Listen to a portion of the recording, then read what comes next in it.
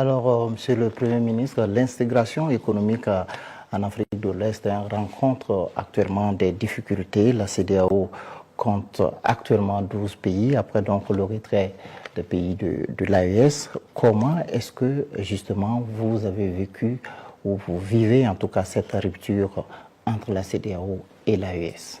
Avec beaucoup de regrets. Il faut dire les choses, ne pas être panafricaniste et souhaiter que les ensembles, les fragiles ensembles que nous avions peiné à rassembler éclatent.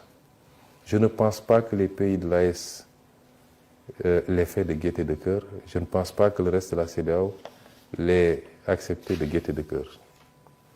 Les rassemblements, c'est d'abord les rassemblements des peuples, avant d'être les rassemblements des dirigeants. Et les peuples continueront à être des peuples de la CEDEAO, quoi qu'on veuille.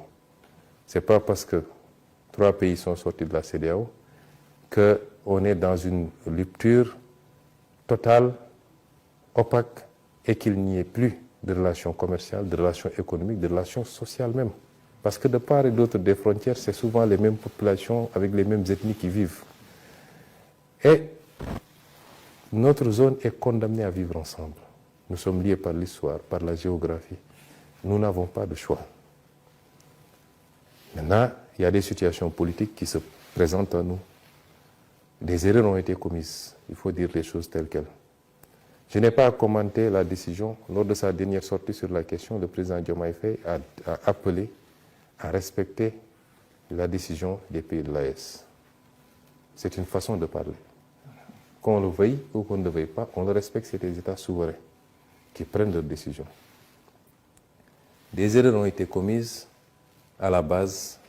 Je pense que principalement des erreurs de la CEDEAO dans la gestion d'un certain nombre de situations.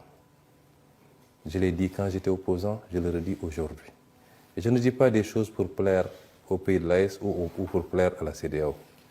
Je ne suis pas dans ces considérations-là. Malheureusement, nous sommes dans un manichéisme qui fait que de plus en plus le discours c'est « il est avec moi ou il est contre moi ».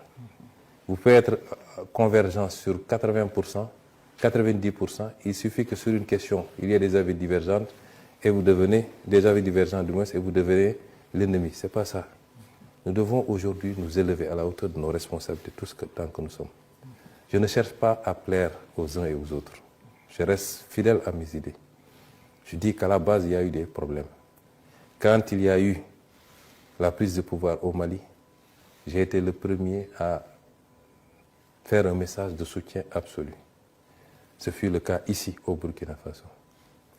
Quand il y a eu la prise de pouvoir au Niger, j'étais en détention. Mais j'ai réussi à faire passer un texte sur ma page Facebook, non seulement pour apporter mon soutien, mais pour m'inscrire en faux par rapport aux menaces de la CEDEAO de l'époque d'intervenir militairement. C'est des choses qu'on ne peut pas comprendre. L'embargo qui a été fait contre le Mali, c'est inacceptable. Et un pays comme le Sénégal n'aurait jamais dû, en tout cas si nous étions au pouvoir, nous n'aurions jamais accepté cela. On ne règle pas ces problèmes-là de cette manière. On ne peut pas choisir d'aller intervenir militairement dans un pays alors qu'on ne l'a pas suffisamment aidé à faire face à ces problèmes d'insécurité. Et une organisation doit se doter de règles qu'elle peut faire respecter pour tout le monde. Est-ce que si aujourd'hui la même situation se posait au Nigeria, la CEDEAO allait menacer d'aller intervenir militairement? Pourtant, tous les pays membres de la CEDEAO sont des pays d'égale dignité. Et beaucoup d'erreurs ont été commises. Et nous l'avons dénoncé, nous, quand on était opposants, et nous continuons à le dénoncer. Mais malgré tout, les problèmes familiaux se règlent en famille. Des gens ont eu des problèmes beaucoup plus profonds. Des gens se sont menés des guerres qui sont devenues des guerres mondiales, avec des dizaines de millions de morts. Et aujourd'hui, ils sont dans les espaces intégrés pour faire face au reste du monde. Et c'est nous, dans ce sens-là, que nous avions dit que notre souhait, c'est que l'espace n'éclate pas. Parce que même si ça a éclaté, nous continuerons à travailler ensemble. Prenez le cas du Burkina et du Sénégal.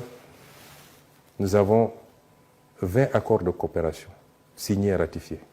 Il y a 23 autres qui sont en cours de discussion. Vous pensez que c'est parce que le Burkina n'est plus dans la CEDEAO que ça va arrêter? Non. Nous allons continuer et même peut-être accroître la coopération. Les espaces sont des espaces politiques, des cadres politiques. Mais ce qui va se passer entre les États et les peuples va continuer.